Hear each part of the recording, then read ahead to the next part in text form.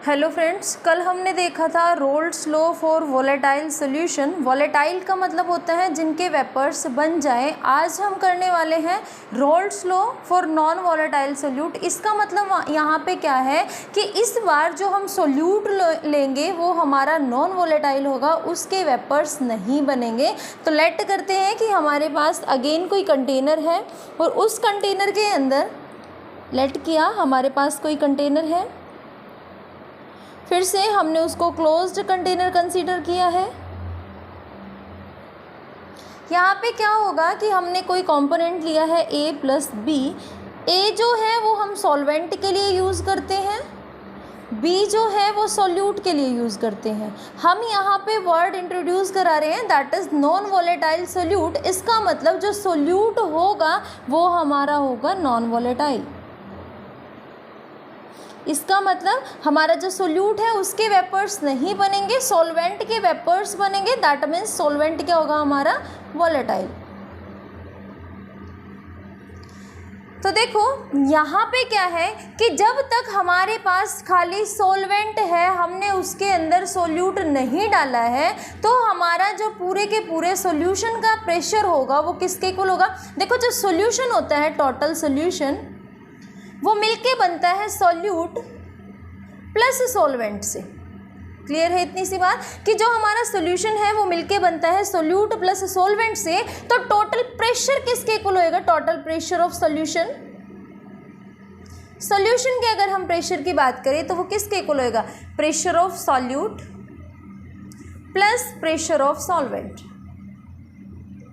अब मैं यहाँ पे क्या बोल रही हूँ कि हमने इस कंटेनर के अंदर अभी तक सोल्यूट को नहीं डाला है। दैट मीन्स अब खाली इस कंटेनर के अंदर जो है वो हमारा B है। इसका मतलब इस टाइम हमारे पास सोल्यूट नहीं है, तो पूरे के पूरे सोल्यूशन का प्रेशर वो किसके इक्वल होएगा, प्रेशर ऑफ सॉल्वेंट के। दैट मीन्स इस कंडीशन में जब तक हमने उसके अंदर सोल्यूट नहीं डाला है, हमारा टोटल प्रेशर सॉल्यूशन का सॉल्वेंट के प्रेशर के इक्वल है। यहाँ पे क्योंकि हमें पता है कि जो हमारा लिक्विड है जिसके अंदर हमें सोल्यूट डालना है, जो लिक्विड है वो वोलेटाइल है और वोलेटाइल ही तो हमारा प्रेशर एक्सर्ट करते हैं। तो यहाँ पे नॉन वोलेटाइल जो होता है वो तो प्रेशर एक्सर्ट नहीं करेगा। क्यों? क्योंकि वो हमारे पास इवोपरेट ही नहीं होगा, और जब तक वो इवोपरेट नहीं होगा तो प्रेशर कैसे एक्सर्ट करेगा। यहाँ पे एक वर्ड आता है that is our escaping tendency.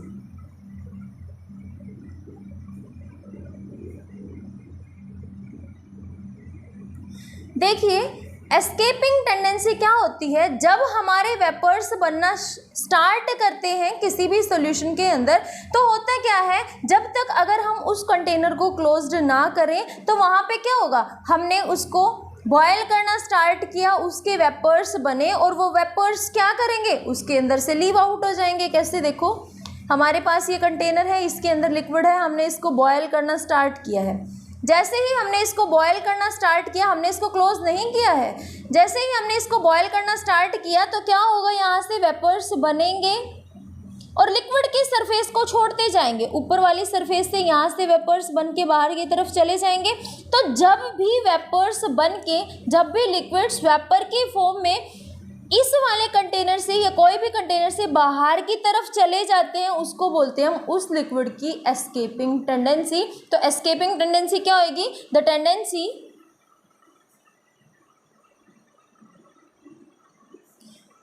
Of vapour to leave the liquid surface. दोबारा समझते हैं इस कंसेप्ट को। मैंने क्या बोला कि एक वर्ड आता है that is our escaping tendency. Escaping tendency actual में होती क्या है, हमने कोई कंटेनर यहाँ पे लिया है, उसके अंदर लिक्विड को रखा है, उसको हमने हीट करना स्टार्ट किया है। जैसे ही हम उसको हीट करना स्टार्ट करते हैं तो यहाँ पे क्या होता है कि उस लिक्विड के वेपर्स बनना शुरू हो जाते हैं। ऊपर वाली सरफेस से लिक्विड के वेपर्स बन के इस कंटेनर से बाहर चले जाएंगे, इस लिक्विड की सरफेस को वो छोड़ देंगे, और जब वो लिक्विड की सरफेस को छोड़ देते हैं इसी को हम बोलते हैं एस्केपिंग टेंडेंसी।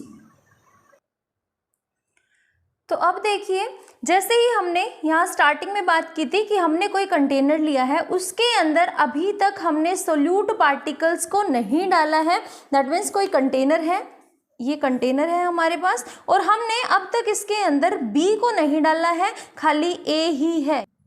हमने अभी तक इसके अंदर सोल्यूट की एंट्री नहीं कराई है, तो क्या हम ऐसा बोल सकते हैं कि our P not of A, that is pressure of solvent in pure state, that is our P not of A. तो प्रेशर इस टाइम ए के लिए प्योर स्टेट में वो किसके इक्वल होगा? अभी यही खाली सॉल्यूशन है हमारा, क्योंकि हमने इसके अंदर सोल्यूट की एंट्री नहीं कराई है।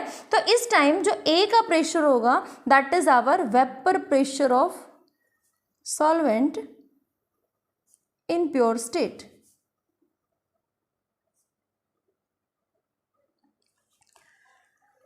अगर हमारे पास ये जो सॉल्वेंट है जो हम ए की बात कर रहे हैं, अगर ये हमारे पास वाटर है, इफ सॉल्वेंट इज वाटर,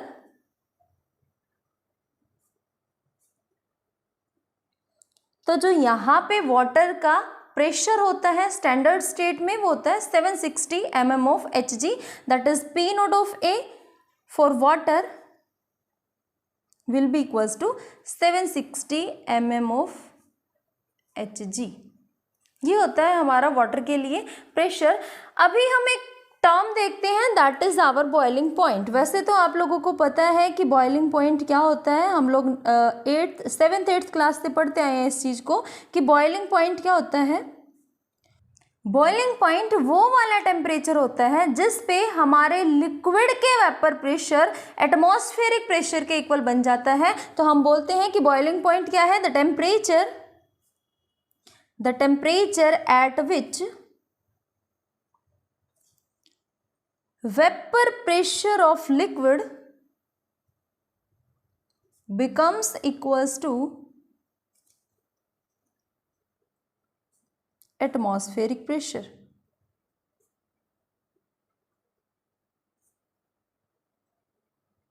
इसको बोलते हैं हम बॉइलिंग पॉइंट। तो एटमॉस्फेरिक प्रेशर जो हमने अभी अभी बात की है 760 mm of Hg, तो जो एटमॉस्फेरिक प्रेशर होता है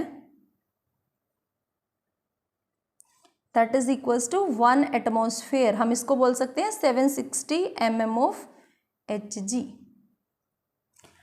अब बात को ध्यान से सुनिए, अभी तक हम बात करते आए थे कि जब हमारे पास खाली सॉल्वेंट है तब तक उसी के वेपर्स हमारे पास बन रहे हैं। अब अगर मैं इसके अंदर सोल्यूट की एंट्री करा दूं, जैसे ही देखो ये जो पार्ट ये आपको दिख रहे हैं ये हमारा सॉल्वेंट है, जैसे ही मैं इसके अंदर सोल्यूट की एंट्री करा दूं तो सोल्यूट की एंट्री के बाद होगा क्या? मान लीजिए हमने इसके अंदर सोल्यूट की एंट्री कराई है, सोल्यूट के ऐसे ऐसे पार्टिकल्स हैं, सोल्यूट के ऐसे ऐसे पार्टिकल्स यहाँ पे करेंगे क्या? जैसे ही मैंने यहाँ पे सोल्यूट की एंट्री कराई तो सोल्यूट के कुछ पार्टिकल्स ने सोल्वेंट के पार्टिकल्स को दबा लिया। जो सोल्वेंट के पार्टिकल इस टाइम पर प्रेशर एक्सर्ट कर रहे थे, जैसे ही मैंने उसके अंदर सोल्यूट की एंट्री कराई तो सोल्यूट के कुछ पार्टिकल्स ने सोल्वेंट के पार्टिकल्स को दबा लिया।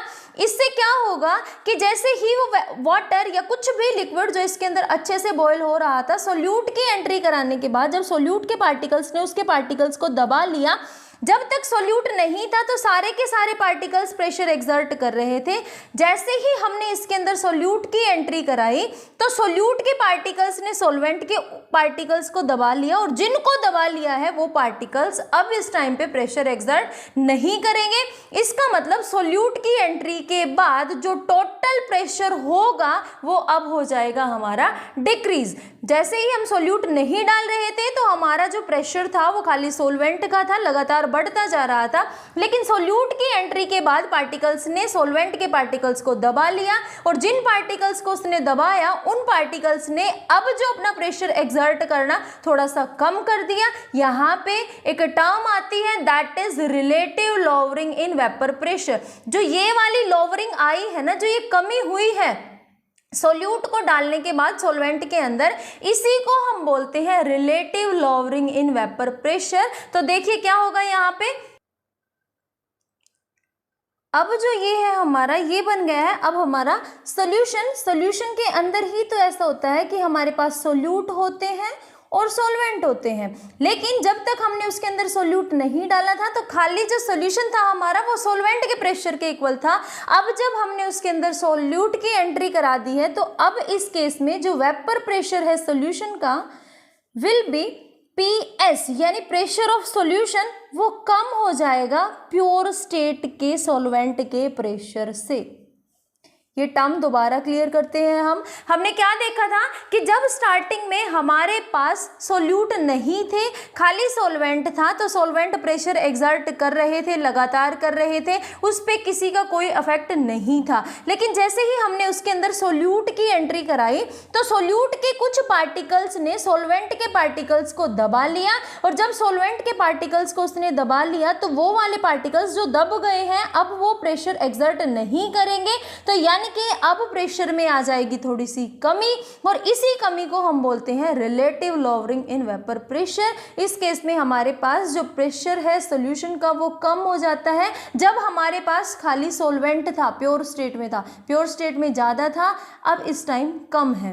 देखो हमने डेली यूज में भी देखा है कि अगर हम उबलते हुए पानी में एक मुट्ठी शुगर डाल दें तो क्या होता है कि कुछ टाइम के लिए, कुछ सेकंड्स के लिए या मिनट के लिए बॉइलिंग रुक जाती है हमारी। जैसे हम चाय बनाते हैं, चाय बनाते वक्त जैसे ही हम उसके अंदर चीनी डालते हैं, बेशक से हमारा वाटर बॉयल हो रहा हो अच्छी तरह से, जैसे ही हम उसके अंदर चीनी डालते हैं भले ही 1 सेकंड के लिए, लेकिन वहाँ पे बॉइलिंग रुक जाती है। तो यहाँ पे यही कंसेप्ट लगता है कि जो हमारा वाटर था वो लगातार बॉयल हो रहा था, जैसे ही हमने उसके अंदर चीनी को डाला है तो उस टाइम पे थोड़े टाइम के लिए बॉइलिंग रुक जाती है, और जो बॉयल हो रहा था उस टाइम वाटर और प्रेशर एक्सर्ट कर रहा था, अब सोल्यूट के डालने के बाद वो प्रेशर में थोड़ी सी कमी आ जाती है। इसी को हम बोलते हैं relative lowering in vapour pressure, that is our RLVP। तो हम क्या बोलेंगे? Relative lowering in vapour pressure, lowering in vapour pressure. तो क्या होगी यहाँ पे? Relative lowering in vapour pressure that will be equals to P0 of A minus PS, यानी कि वो वाली कमी जो हमारे प्रेशर में आई है, सोल्यूशन अब कम हो गया है सॉल्वेंट के कंपैरिजन में। जो सॉल्वेंट प्योर केस में हमारे पास प्रेशर एक्सर्ट कर रहा था, उसमें से हम अगर पूरे के पूरे सॉल्यूशन का प्रेशर सब्ट्रैक्ट कर दे तो हमारे पास आ जाती है लोअरिंग इन वेपर प्रेशर। जितनी कमी आई है अब हमारे वेपर प्रेशर में, तो हम इसको बोलते हैं, इट स्टेट्स दैट, ये क्या बताता है? It states that the relative lowering in vapor pressure is equals to mole fraction of solute। तो क्या हम इसको लिख सकते हैं? P0 of A minus PS upon में P0 of A, that will be equals to mole fraction of solute। अब हम करेंगे इस डेरिवेशन को प्रूव। तो इसका प्रूफ देखते हैं हम कैसे प्रूफ करते हैं इसको।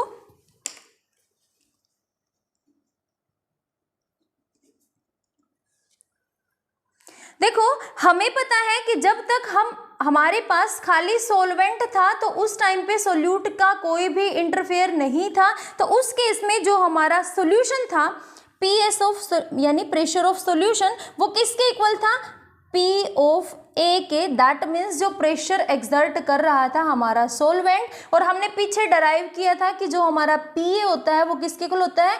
P0 of A XA। तो मैं यहाँ पे बोल सकती हूँ हमारा जो PA है वो किसके इक्वल होता है? P0 of A XA। तो यहाँ पे जो हमारा PA है that will be equals to P0 of A XA।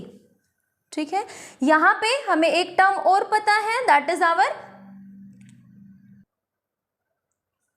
तो हम कैसे करेंगे इसको? हमने पीछे देखा था कि हमारा जो मोल फ्रैक्शन है A का plus mole fraction of B यानी XA plus XB should be equals to 1, YA plus YB should be equals to 1। तो यहाँ पे YA YB का कोई यूज नहीं है, यूज है तो वो XA का है। और अगर मैं यहाँ पे XA की वैल्यू निकाल लूँ इस इक्वेशन से तो वो कैसे आएगी? XA will be equals to 1 minus XB। तो क्या मैं इस वैल्यू को इस इक्वेशन में पुट करूं तो क्या बनेगा यहाँ पे? That is PS will be equals to P0 of A 1 minus x b. ठीक है, यहाँ पे अगर मैं इसको अंदर मल्टीप्लाई कर दूं पी नॉट ऑफ ए को, तो क्या होगा, p s will be equals to p not of A minus p not of a x b. इसको इस तरफ ले आऊं, इसको इस तरफ ले जाऊं, that will be p not of a x b will be equals to p not of A minus P s. और अगर मैं यहाँ पे सिर्फ एक्स बी की वैल्यू निकाल लूँ, that will be equals to x b p not of A minus P s, और अपोन में आएगा हमारा पी नॉट ऑफ ए। और यही हमें डराइव करना था, that P not of A minus P S upon में P not of A will be equals to mole fraction of solute. ये थी हमारी डेरिवेशन किसके लिए, relative lowering in vapour pressure. हमें पता है कि जो हमारा एक्स बी होता है, we know that X B किसके इक्वल होता है, number of moles of solute upon में number of moles of solution, that is N A plus N B. ठीक है, देखो अगर सॉल्यूशन हमारा बहुत बहुत बहुत ज़्यादा डाइल्यूटेड है, यानी सॉल्वेंट बहुत ज़्यादा है, सॉल्यूशन डाइल्यूट कब होता है, जब उसके अंदर सॉल्वेंट बहुत ज़्यादा क्वांटिटी में होता है, तो यहाँ पे जो हमारा एन बी होगा वो बहुत बहुत बहुत स्मॉल होगा, किससे, एन ए से। तो यहाँ पे हम एन बी को नेग्लेक्ट कर सकते हैं, so N B will be neglected. अगर मैं एन बी को यहाँ से नेग्लेक्ट कर दूँ तो हमारा एक्स बी किसके इक्वल आएगा, एन बी अपॉन में एन ए, और number of moles of solute upon में number of moles of solvent. और हमें पता है कि जो हमारा एन ए होता है वो किसके इक्वल होता है, वेट ऑफ सॉल्वेंट अपॉन में molar mass of solvent. N b किसके इक्वल आएगा, वेट ऑफ सॉल्यूट अपॉन में मोलर मास ऑफ सोल्यूट। इन दोनों वैल्यूज को हम इस इक्वेशन में पुट करेंगे तो किसके इक्वल होएगा, x b will be equals to W b upon में एम बी, और इनटू में आएगा एम ए अपॉन में डब्ल्यू ए। तो ये हुई हमारी एक्स बी की वैल्यू। और एक्स बी किसके इक्वल था, जो हमने relative lowering in vapour pressure निकाला था, that is p not of A minus P S upon में है पी नॉट ऑफ ए। और ये किसके इक्वल था, एक्स बी के। और एक्स बी की बजाय अब हम इसको ये लिख सकते हैं, तो हम क्या बोलेंगे, P not of A minus P S upon में P not of A will be equal to W B into में एम ए अपॉन में एम बी और इंटू में W A. This is our final RLVP, relative lowering in vapour pressure. RLVP जो है ये हमारी एक कॉलिगेटिव प्रॉपर्टी है। आने वाली वीडियोस में हम relative lowering in vapour pressure और भी तीन हमारे पास कॉलिगेटिव प्रॉपर्टी है, उनको डिस्कस करेंगे। तब तक के लिए बाय, टेक केयर।